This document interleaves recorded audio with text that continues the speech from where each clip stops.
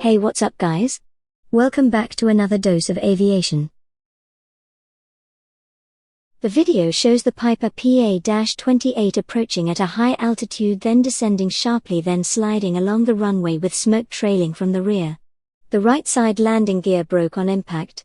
That's why the aircraft veered off the runway to the right, because the left side landing gear was still intact.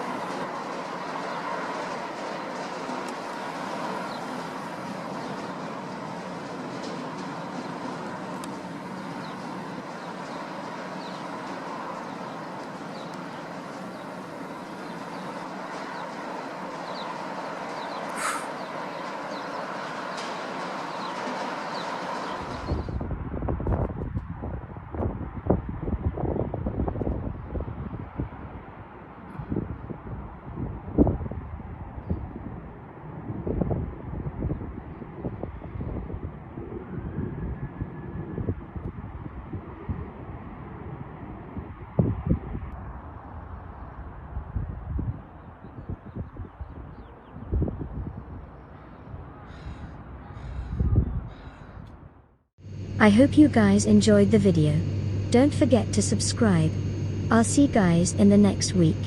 Meanwhile, fly safe.